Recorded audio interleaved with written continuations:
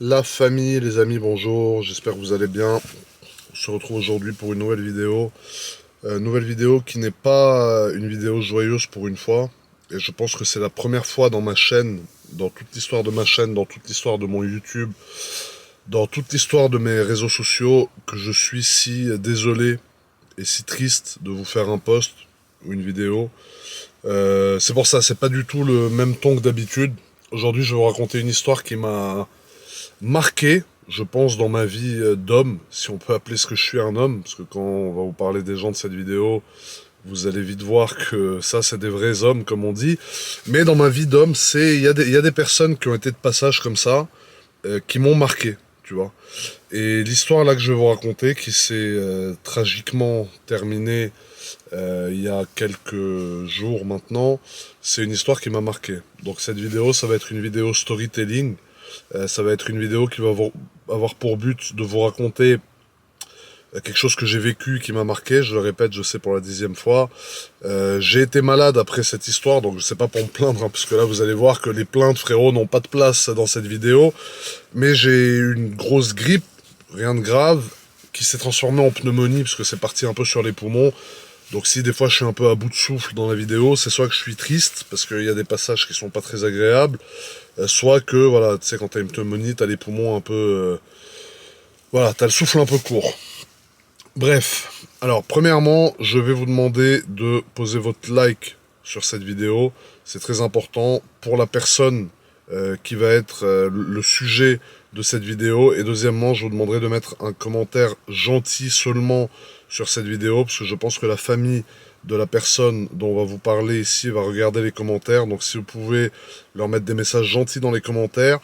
Troisièmement, je ne souhaite, s'il vous plaît, vraiment ça j'y tiens, aucun message positif en ce qui me concerne.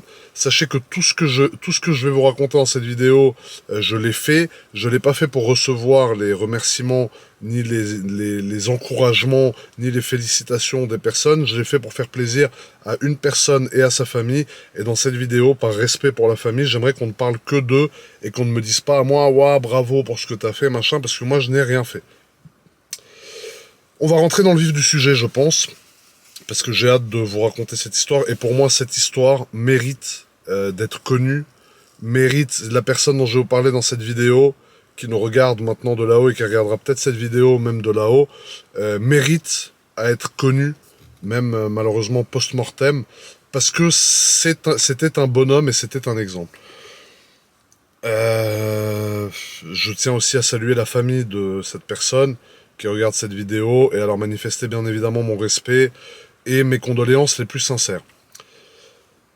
Un jour, j'étais dans mon parking, donc vous savez, j'ai mes parkings à côté du casino, et c'est vrai que j'ai interdit depuis quelque temps l'accès à mon parking, parce qu'il y a des incivilités qui ont été commises. Alors une incivilité, c'est pas une dégradation, personne ne m'a dégradé mes voitures, mais si vous voulez, il y a des voitures qui avaient été retrouvées débâchées, il y a des gens qui avaient écrit sur la poussière alors que ça raye un peu la peinture, etc. Il y a des gens qui écrivaient sur toutes les autres voitures du parking aussi. Donc il y a d'autres personnes, parce que le parking n'est pas à moi, à Monaco, tu sais, je suis pas Dieu, donc forcément il y a d'autres personnes qui ont aussi le droit de se plaindre si on écrit GMK sur leur voiture, sachant qu'il y en a, GMK, ils savent même pas qui c'est, ils en ont rien à foutre, tu vois. Donc bon, j'avais interdit l'accès à mon parking à cause de ça.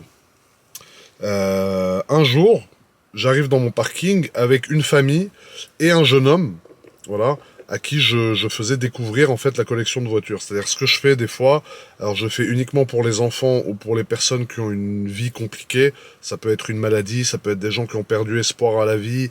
Des fois je le fais avec des gens qui sont suicidaires, qui sortent de centres, qui sortent d'associations, etc. Mais je ne monte pas tout le temps. Et ce jour-là, du coup, j'étais avec un enfant et sa famille, et je lui faisais une expérience personnalisée, on peut appeler ça, qui est évidemment gratuite, où je lui faisais découvrir le parking, les voitures, etc. Et j'essaye de transmettre ma passion de la voiture au plus grand nombre, surtout en passant par les enfants, parce que le futur, c'est les enfants, etc. Donc c'est vrai que ce jour-là, j'étais dans mon parking avec cet enfant-là et sa famille, et je lui faisais découvrir la Ventador, je lui faisais découvrir le Urus Performanté, je lui faisais découvrir toutes mes voitures une par une, on les ouvrait, il s'asseyait dedans, il les démarrait, on parlait de la voiture, on rigolait, etc. Et à un moment donné, Alors, il y avait une foule dehors, mais ce que je fais en fait, c'est que quand je suis déjà avec un enfant, j'aime bien pouvoir me concentrer sur lui et j'aime bien que l'enfant voit que je suis tout à lui. C'est-à-dire, si je suis avec un enfant, je lui ai promis cet après-midi depuis un mois, et qu'au moment où il est là, je suis en train de faire des photos, des dédicaces avec toutes les autres personnes qui sont présentes, c'est pas bien, tu vois. Donc, j'avais demandé gentiment, par respect, aux autres personnes qui étaient présentes dans le parking de bien vouloir sortir et de me laisser passer ce temps seul avec cet enfant et sa famille. À un moment donné, je vois un jeune qui arrive. Alors, c'est la première personne avec laquelle j'ai eu contact de cette famille, que je respecte beaucoup, qui s'appelle Armand. Tu vois, alors à ce moment-là, je savais pas encore comment il s'appelait. Et je vois donc ce jeune Armand, comme j'aime l'appeler, parce que c'est un bonhomme, et je sais qu'il regardera cette vidéo. Et c'est vraiment un bonhomme. Pour moi, c'est quelqu'un qui est beaucoup plus fort que moi, déjà. Ça, c'est une certitude mentalement. Et c'est un mec qui a vécu un truc que peu de gens ont vécu. Donc je vois Armand qui vient, qui me dit « Salut frérot, est-ce que c'est possible de montrer tes voitures à mon frère ?» Donc à premier abord, je dis non, parce que je suis déjà avec un jeune, je veux faire découvrir les voitures en exclusivité aux jeunes. Je lui dis on le fera une prochaine fois, frérot. Il me dit non, mais il a une chaise roulante, est-ce qu'on peut le faire descendre en chaise roulante? Donc je comprends que c'est un enfant qui a pas forcément une vie facile, parce qu'un enfant qui est en chaise roulante, bah forcément à première vue, il passe pas la meilleure de ses vies, tu vois. Et du coup, tout de suite, bien évidemment, je me ravise et je dis à Armand, oui, bien sûr, alors fais-le descendre, il n'y a pas de problème, etc. Parce qu'il y a des priorités dans la vie, et voilà, quand je vois un jeune qui est en chaise, je pensais qu'il était juste en chaise roulante parce qu'il était dans l'incapacité de marcher, mais en fait, il y avait beaucoup plus de choses que ça derrière. Donc, il descend avec son frère, et à ce moment-là, du coup, je vois un jeune homme sur une chaise roulante avec une casquette de l'Automobile Club de Monaco, qu'on vient, donc il vient avec, il y avait son père, sa mère, une de ses sœurs, parce il avait deux sœurs, et Armand, qui viennent donc avec cette personne-là qu'on me présente, qui s'appelle Henri. Donc voilà, Henri est le personnage principal de cette vidéo.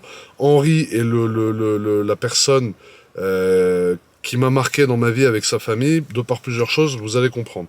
Donc je vois ce jeune qui s'appelle Henri qui est là, donc je mets un peu sur pause du coup l'après-midi que je passais avec le premier jeune en lui expliquant que c'est un garçon qui est handicapé, et ils comprennent, l'autre famille comprend tout à fait, du coup ils se mettent à l'écart et ils me laissent passer ma petite demi-heure avec Henri et sa famille. Donc moi je rentre pas dans les détails, je pose jamais de questions, je lui demande pas mais qu'est-ce que t'as, pourquoi t'es en chaise roulante, je vois qu'il est en chaise roulante, je lui parle de voitures, parce que les voitures c'est de l'évasion, tu vois, pour les gens, c'est voilà, donc on parle plus ni de chaise roulante ni rien, on parle que de voitures. Donc je lui montre en premier, je crois que c'était la Ventador, on fait une très belle photo devant la Ventador que je vous mets maintenant.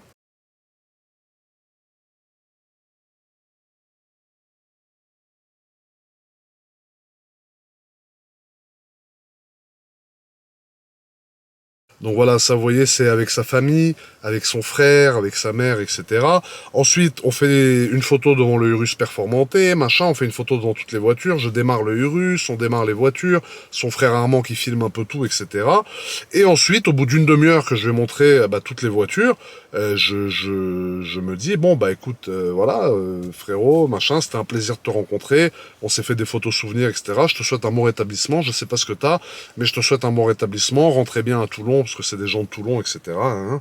Et voilà, et ensuite on se serre la main, vraiment dans ma tête, je me dis putain, ça fait toujours de la peine de voir des jeunes en chaise roulante, etc. Et je rebascule du coup sur la famille avec qui j'étais à la base, tu vois. Et là, je vois la maman donc de Henri qui revient vers moi un peu gênée. Donc je réinterromps la visite du parking avec la première famille et je lui dis oui madame, qu'est-ce que je peux faire pour vous, etc. Et elle vient m'expliquer du coup, alors elle me dit plusieurs choses que je ne vais pas forcément répéter ici parce que je ne sais pas si elle aura envie que je le répète, mais notamment que donc Henri et son fils, qu'il est atteint d'une certaine maladie, qui est une maladie assez agressive, que là ça a récidivé assez fort, que c'est la raison pour laquelle il est en chaise roulante, donc il n'est pas en chaise roulante parce il peut pas marcher, enfin il peut pas marcher à cause de sa maladie initiale, donc c'est pire que ce que j'aurais pu penser, et que d'après eux, d'après les médecins, il ne lui reste que très peu de temps à vivre, donc quelques mois, elle me dit à la base, tu vois. Donc, moi, elle me dit ça, j'ai l'avalanche de sentiments qui déboulent dans ma tête, parce que moi, tu me dis enfant, tu me dis malade, tu me dis parents tristes, etc. Dans ma tête, c'est l'apocalypse, frérot. Parce qu'après, on a tous eu une vie, des antécédents, il y a des choses qui nous ont marqué plus que d'autres. Et moi, quand tu me parles d'enfants malades et de parents qui souffrent à cause de ça, je peux leur donner tout ce que j'ai, frérot. Elle me regarde et je lui dis, bah écoutez, là, il faut que je finisse. Elle me dit qu'en fait, le rêve de son fils Henri, c'est de faire un tour avec moi en voiture. Donc moi, je me sens honoré, premièrement, que le rêve de quelqu'un, ça soit de faire un tour avec moi en voiture, parce que à mes propres yeux, je suis rien de plus qu'un teubé, tu vois. Donc je me dis, waouh. Et après, s'il y a des moments où j'ai des blancs dans la vidéo, c'est parce que c'est quand même une histoire qui est toute fraîche, qui me perturbe un peu, et que c'est pas évident à narrer, à raconter une histoire comme ça, parce que c'est une histoire qui émotionnellement m'a un peu secoué, tu vois. Donc, je dis à cette dame qui est la maman d'Henri, je lui dis écoutez, bien sûr, on va organiser ça, etc. Est-ce que vous pouvez demander à son petit frère de revenir? Donc elle rappelle le petit frère. Moi, je donne jamais mon numéro au premier abord. Après, là, aujourd'hui, je leur donne, il n'y a pas de problème, mais au premier abord, je donne jamais mon numéro. Et je dis à son frère, écris-moi sur Instagram, tu m'écris en majuscule, tour pour mon frère. Comme ça, moi, je réponds. Et si tu vois qu'au bout d'une heure, j'ai pas répondu, tu me renvoies. Parce que tu sais, sur Instagram, il y a un système d'invitation par message, et t'en as un par minute. Enfin, moi, j'en ai un toutes les minutes. Donc, celui qui m'envoie redescend, et après, il aurait fallu que je redescende, etc. Donc, après, je sors, moi, avec mon Urus. Il me dit, OK, merci, etc. On compte sur toi, machin. Une fois que je leur ai promis, bien évidemment, je dois le faire et je vais le faire, tu vois. Je peux pas leur promettre et après, pas répondre aux messages Instagram, par exemple. Donc, évidemment, qu'en sortant, donc je leur dis au revoir déjà, etc. On se serre la main, ils repartent, tout ça. Et ensuite, je check du coup dans mes DM. Dans mes DM, je trouve pas le message, je trouve pas le message, je trouve pas le message. Hein. Après, je trouve le message. Tour pour Henri. Mon frère, tour pour mon frère, tour pour Henri, etc. Donc là, je me dis, waouh, j'ai le message, c'est bon, j'accepte l'invitation, il est dans ma boîte de messages principale, là où j'ai que les gens que je connais, et maintenant je reçois les notifications. Donc il me dit, salut frérot, quand est-ce que tu veux qu'on fasse ça? Je lui dis, bah écoute, après-demain. Parce que moi, la maman m'a dit qu'il lui restait pas forcément beaucoup de temps, donc je vais pas lui dire rendez-vous dans 1 mois et demi. Donc je lui dis après-demain, et moi j'avais des choses à faire que j'ai tout annulé afin de pouvoir faire ça, parce que ils venaient de Toulon, ils font 200 km aller, 200 retour avec un enfant malade, il faut respecter ces gens-là. Tu peux pas le prendre 10 minutes, lui faire un tour de Monaco, on va acheter une sucette et on rentre. Non, voilà, quand tu fais ça, tu le fais bien. Moi, à chaque fois que j'ai consacré du temps aux gens, je l'ai fait bien, et là, je voulais le faire encore mieux. Donc, je lui dis rendez-vous, je crois que c'était un mercredi après-midi, on se retrouve au même endroit au parking. Ils me demandent s'ils peuvent venir garer leur voiture dans mon parking, parce que l'état d'Henri s'est dégradé en 2 jours, tu vois. Donc je me dis oui, bien sûr, vous êtes la bienvenue dans mon parking, venez vous garer dans mon parking, il n'y a pas de problème, etc. Donc moi, après, j'attends que ce jour arrive, etc. Le lendemain, je fais tous mes rendez-vous. Le surlendemain, ce jour arrive. On se réécrit, bien évidemment, pour confirmer. Et donc, on se donne rendez-vous à mon parking. Et à mon parking, qui je vois arriver? Je vois arriver Henri, son frère et son père dans la DS3 de Henri. Parce que Henri a une DS3, enfin avait une DS3 modifiée dans laquelle je suis monté. Il était très content que je monte dedans, d'ailleurs. Sa famille à la photo, on a fait une photo ensemble dans sa voiture. Et voilà, donc il avait une DS3 qui faisait un bruit de fou, il avait mis un échappement libre et tout, c'était un truc de ouf. Et ils arrivent, et je vois donc Henri qui est installé, donc qui avait perdu l'usage de ses jambes, du coup, il se gare sur la place handicapée qu'il y a dans le parking, et ensuite il y a toute une procédure en fait qui se met en place pour transférer Henri de sa voiture, sa DS3, à ma RS6 ABT. Parce que la voiture la plus adaptée pour le faire rentrer, c'était la RS6 ABT. La Ventador était trop basse et c'est seulement une 2 places. Et il fallait qu'il y ait sa famille derrière, parce que moi, je peux pas prendre la responsabilité d'être seul avec une personne qui est dans un état un peu compliqué, parce que s'il fait une crise ou quoi, je sais pas comment gérer, donc il fallait une 4 places. Et il fallait de la place derrière, parce qu'entre-temps, il lui avait installé un système de respiration par oxygène. Donc vous verrez sur les photos que je vais poster plus tard, c'est un espèce de tuyau qui passe là derrière l'oreille et qui rentre dans le nez. Et derrière, tu as tout le système avec les bonbonnes à oxygène, etc. Et ça se branche à la prise allume-cigare de la voiture. Donc la procédure pour transférer Henri commence, donc c'est assez long parce qu'il faut garer les 2 voitures côte à côte et ensuite il faut déplacer Henri, il y a une planche de transfert, etc. Bon bref, c'est un peu compliqué. Et pendant cette procédure, il y avait des gens qui regardaient. Alors ça, c'est toujours la curiosité humaine mal placée, je comprends pas.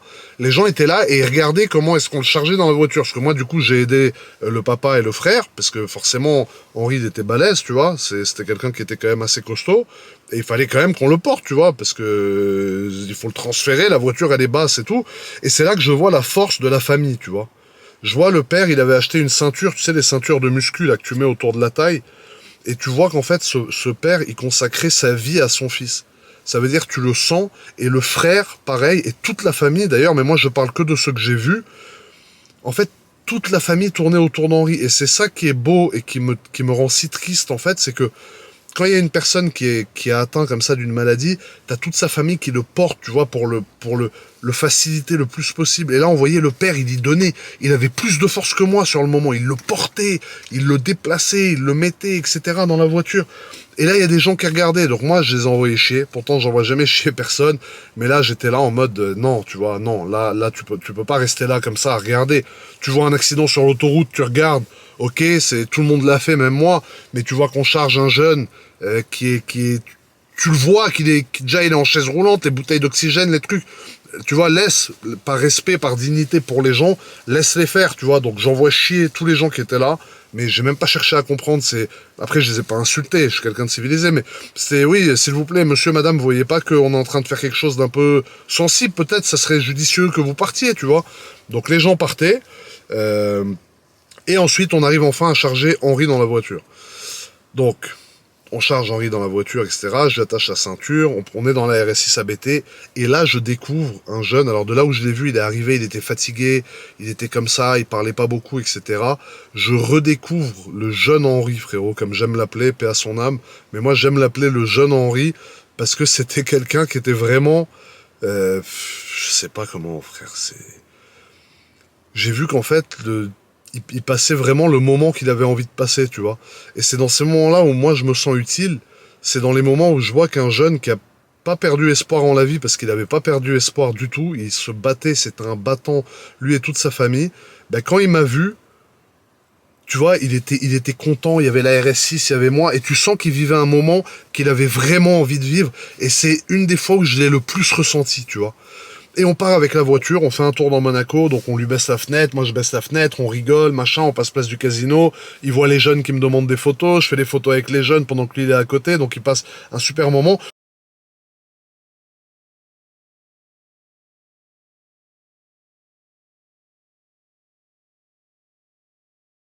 Mais surtout, moi, au cours de cette journée-là, je le remercie aussi à Henri, parce que j'ai passé un super moment.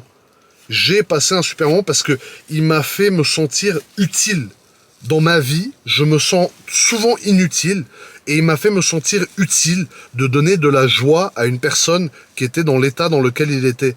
Et en plus de ça, c'était une leçon de vie parce que je vois un jeune qui est malade, qui est au plus bas et que le gars, il est encore là à se battre comme un guerrier, qu'il est assis à côté de moi, qui rigole, qui sourit. Alors que moi, je le regardais rigoler, je me disais, mais putain, mais waouh, quoi, tu vois, genre, moi, là, j'étais malade, j'avais une grippe et j'ai une pneumonie, mais j'étais dans mon lit, j'étais comme ça, j'étais pas bien, tu me fais faire un tour, même en chiron, le mec, je lui mets une baffe et je descends. Et là, il était content, tu vois, il passait un super moment, et moi, je passais un super moment avec lui. Après, on décide de sortir un peu de Monaco, donc on sort de Monaco, on prend la route de la Turbie.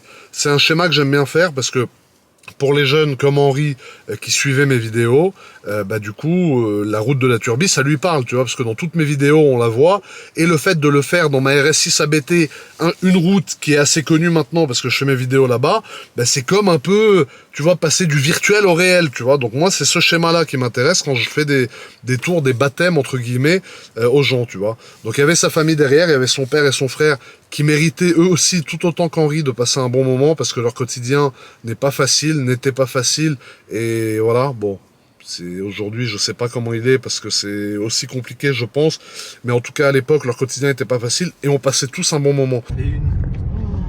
Avec Voilà. GMK, Avec le incroyable. frérot, le jeune Henri, qui est tout à fait aberrant, frérot, il a encore moins peur que nous, et derrière, il disait plus un mot, lui, il se tapait ses meilleures barres, frérot. C'était aberrant. Incroyable.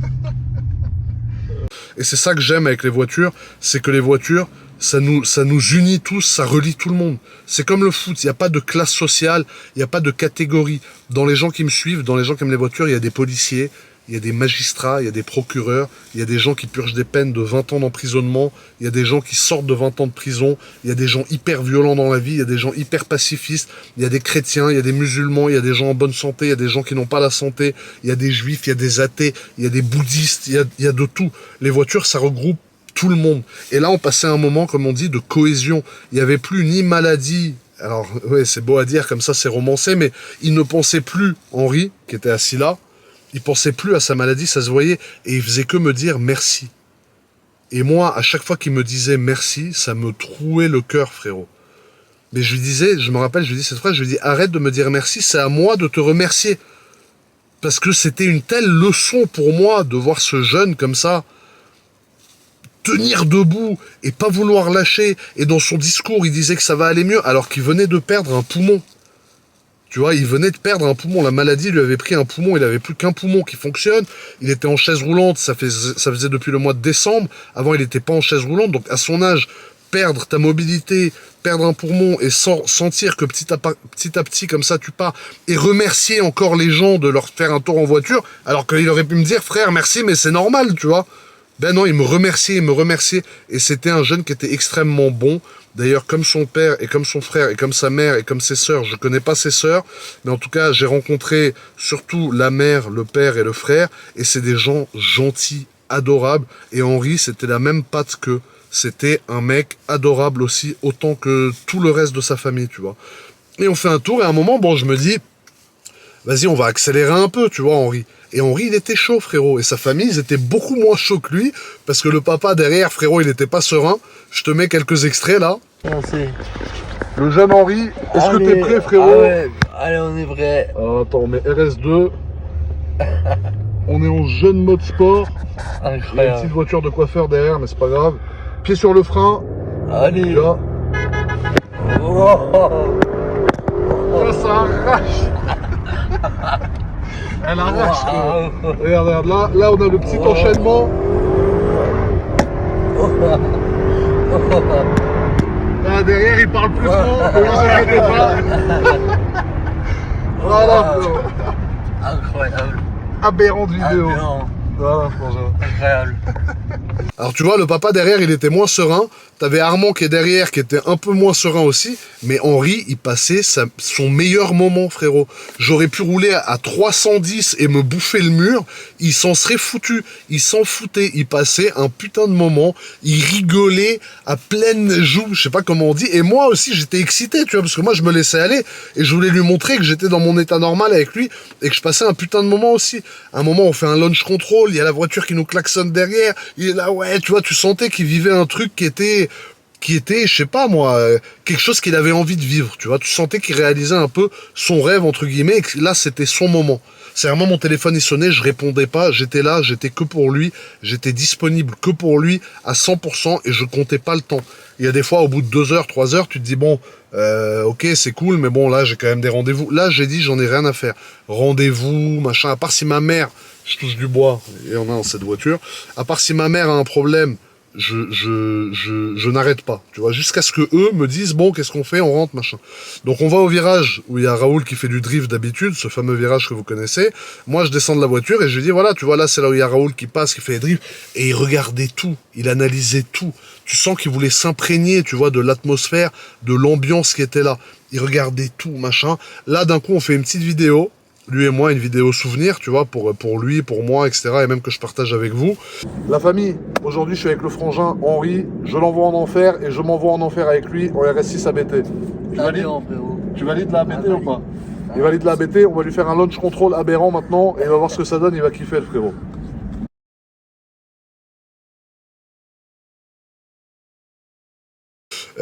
Son père nous prend en photo, son frère nous prend en photo, tout le monde nous prend en photo, etc. Et on passe un moment de fou, tu vois. On est là, on discute, on rigole. C'était un moment vraiment incroyable. Et ensuite, on reprend la route, du coup, pour redescendre sur Monaco et retourner, du coup, à leur voiture. Donc, on refait la route pour descendre. Encore une fois, Henri, il est comme un fou, il regarde la vue, il dit, putain, qu'est-ce que c'est beau, les routes ici, tu sens qu'il passe un moment où il est apaisé, tu vois. Ah ouais. Voilà, là, on va avoir la petite ligne droite. Allez, GMK, incroyable. Le pilote. Le jeune pilote amateur, frérot. Regarde, tu vois. Là, tu vois, ça pousse bien. Hein. Ah là, ça, waouh. Il y a son père et son frère derrière, on discute un peu, il m'explique par quoi il est passé. Alors ça, je rentrerai pas dans les détails parce que c'est pas à moi de raconter la vie de ce garçon. C'est une grosse responsabilité. C'est la famille qu'il a vécu et il y a que eux qui peuvent rentrer dans les détails de ce qu'il a vécu. Tout ce que je peux dire, c'est que à ce moment-là, le papa m'a dit que la seule chose qui pourrait sauver son fils, c'était l'intervention divine. Et que du coup, ils priaient tous les jours pour que l'intervention divine sauve son fils, parce que mis à part ça, il n'y avait pas beaucoup d'espoir. Voilà, ça c'est les mots que son papa m'a dit, et c'est les mots, je pense, qui m'ont marqué profondément, parce qu'il dit ça devant son fils, et tu te dis, mais son fils, il a entendu ça, tu vois, et le fils, il disait rien, parce que il est au courant mieux que tout le monde de la situation, et il a développé une carapace, où moi, mon père, s'il dit ça devant moi, qu'il me reste qu'on attend l'intervention divine pour me sauver et qu'il me reste que quelques mois, frérot, je vais faire une crise d'angoisse, je vais sauter de la voiture. Et il reste impassible, et il me regarde comme ça, et il sourit, tu sais, d'un air un peu genre, ouais, c'est la vie, tu vois. Et là, je suis là en mode, mais putain, mais moi, des fois, je me plains pour des problèmes, mais des problèmes, mais ridicules, alors qu'il y a des gens comme ça, ils entendent leur père, leur géniteur dire ça, et ils me regardent, ils me disent, ouais, c'est la vie, et ils continuent à vouloir lutter, tu vois. Ça, je te jure, ça a été une leçon dans ma vie et j'oublierai jamais Henri. Et je veux que vous vous rappeliez d'Henri aussi, c'est pour ça que je fais une vidéo. D'ailleurs, tous les revenus que génère cette vidéo, bien évidemment, parce qu'elle est monétisée, ma chaîne est monétisée, seront reversés à la cagnotte que la famille d'Henri a ouvert, plus un don de ma part. Après, on ne dit pas les montants, etc., peu importe. Mais en tout cas, voilà, ils ont ouvert une cagnotte, il y a le lien qui est dans la description, pour améliorer la recherche sur la maladie d'Henri, ça je vais vous le redire à la fin, mais voilà, les revenus de cette vidéo, bien évidemment, toute la monétisation de cette vidéo sera reversée à cette cagnotte-là, plus un don de ma part. Ensuite, on arrive au parking. Donc une fois qu'on est au parking, tu vois, on arrive sur la fin, et Henri donc ne fait que me remercier. Je me gare, on fait en sorte d'être proche du coup de sa DS3 pour qu'on puisse se transférer dedans. Donc on le transfère dedans, je file un petit coup de main à sa famille. D'ailleurs, pour filer un coup de main à sa famille, je m'assois dans la DS3 de Henri. C'est pas lui qui conduisait, bien évidemment, c'est son père. Et Henri en mode putain, il s'est assis dans ma DS3, c'est un truc de fou, machin. Venez, on fait une photo pour immortaliser ça. Donc on fait une photo dans la DS3 tous ensemble. Et après, je regarde Henri et je lui dis frérot, je compte sur toi, tu vas aller mieux. Et la prochaine fois, tu viens et tu conduis ma RS6 ABT. Je veux te voir conduire. Et il m'a promis que ça irait mieux et qu'il reviendrait conduire ma RS6, tu vois. Et ça, c'est la partie un peu triste de la vidéo dans laquelle on rentre là, tu vois. C'est que ça me fait des frissons dans tout le corps parce que je me rappelle que je me suis dit ça et je me suis dit, les gens qui ont des maladies comme ça, c'est aussi beaucoup psychologique, mental, et il faut leur donner un truc auquel s'attacher, tu vois. Sauf que il y a des fois où même si on te donne un truc auquel t'attacher, bah ça passe pas forcément. Et bah là, dans son cas, c'est pas passé, tu vois. Parce que malgré le fait qu'on s'est dit ça, bah c'est pas passé parce qu'il a jamais reconduit ma voiture et il ne pourra jamais conduire ma voiture parce que malheureusement, 5 jours après notre rencontre, Henri est décédé et c'est son frère qui me l'a annoncé par message un matin où j'ai été abasourdi.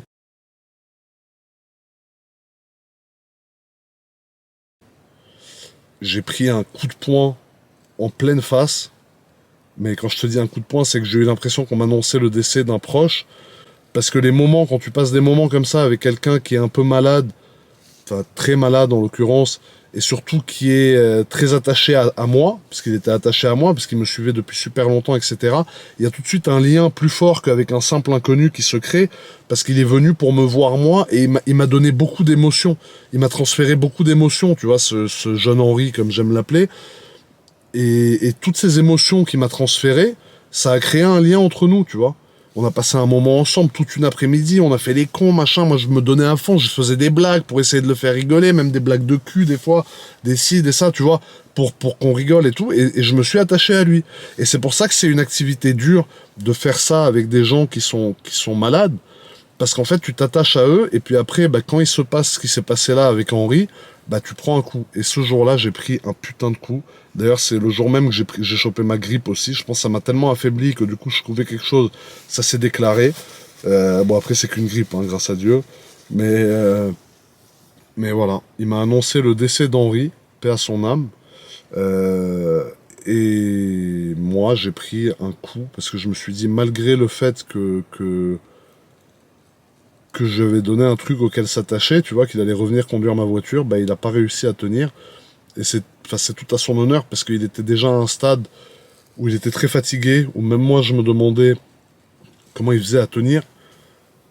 Et voilà, tu vois. Donc ça, c'est des souvenirs qui sont un peu confus pour moi, parce que j'ai été un peu émotionnellement impliqué quand on m'a annoncé ça. Et du coup, c'est vrai que des fois, j'ai un peu des trous, des trucs, je vais peut-être me répéter ou quoi que ce soit, mais pour moi, c'était une fin horrible. Je m'attendais pas du tout à ça, que 5 jours après. Alors après, quand j'ai raconté cette histoire à mes proches, ils m'ont dit peut-être qu'il a attendu de réaliser son rêve, et qu'après, il s'est dit, voilà, j'ai réalisé ça, je peux partir en paix. Mais je sais pas si vous imaginez le ressenti que j'ai euh, quand je me dis que j'ai réalisé le dernier rêve d'un jeune comme ça, et qu'il est décédé après. La place que ça me donne, mais que je mérite même pas. J'ai même pas à mériter d'avoir une place comme ça. Normalement, tu vois, qui suis-je, moi, pour réaliser les rêves d'un jeune, et qu'ensuite, quand il décède, les gens disent au moins, il est parti en ayant réalisé son rêve, mais son rêve, c'était de me voir, moi, de faire un tour en RS6 avec moi. Mais moi, je suis qui? Je suis GMK. Je suis un teubé qui fait des vidéos sur Internet, tu vois. J'arrive toujours pas à assimiler ça. Et quand je dis ça, je le dis sans aucune prétention, vous me connaissez, parce que le but de cette vidéo, c'est pas de me mettre moi en avant, ce que je vous ai demandé dans les commentaires. Je ne veux aucun commentaire à propos de moi, je veux que des commentaires à propos d'Henri. Henri, que vous avez vu dans quelques vidéos que je vous ai mis dans cette vidéo-là, et qui était un exemple. Ça veut dire, c'était, voilà, moi je veux qu'on se souvienne du prénom Henri, juste pour cette chose qu'on a vécue, lui et moi et sa famille, et que pour moi, Henri, c'est un putain de bonhomme. Pour moi, Henri, c'était un homme, un vrai, comme on n'en fait plus, parce que à son âge, avoir ce qu'il a, et avoir la force, l'énergie de rigoler dans une voiture, de passer du bon temps et d'oublier ce que t'as, c'est que t'es un putain de bonhomme. Et ce qui m'a troué le cœur, c'est qu'il est décédé 5 jours après, et qu'il n'a pas pu revenir conduire ma voiture, tu vois. Donc sa famille a été bien évidemment assez touchée par ça. J'ai eu les échos par le frère. Moi, je me suis pas permis d'appeler forcément le père, la mère, etc. parce que je sais pas dans quel état ils sont. J'ai parlé au frère. J'ai demandé à Armand de passer les messages à tout le monde de ma part. Je leur ai demandé l'accord de poster une photo d'Henri et moi sur mon Instagram, chose que j'ai faite avec un texte que j'ai écrit moi-même. J'ai demandé l'accord pour faire cette vidéo. Comme j'ai pu vous le dire, tous les revenus que génère cette vidéo seront transférés dans la cagnotte qui va servir à la recherche pour la maladie qu'avait Henri, parce que c'est une maladie qui, malheureusement, il n'y a pas assez de fonds pour la recherche. En plus de la monétisation, je ferai un don aussi personnel à cette cagnotte.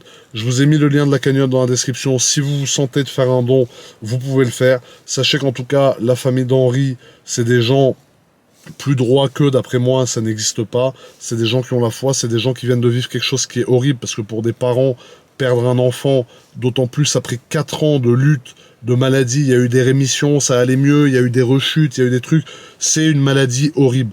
Des fois, tu crois que ça va mieux, tac, ça repart, et après, il fait une rechute, et après, il est à nouveau en rémission, et puis après, non, finalement, ça revient plus fort qu'avant, et là, malheureusement, tu vois, la maladie l'a emporté.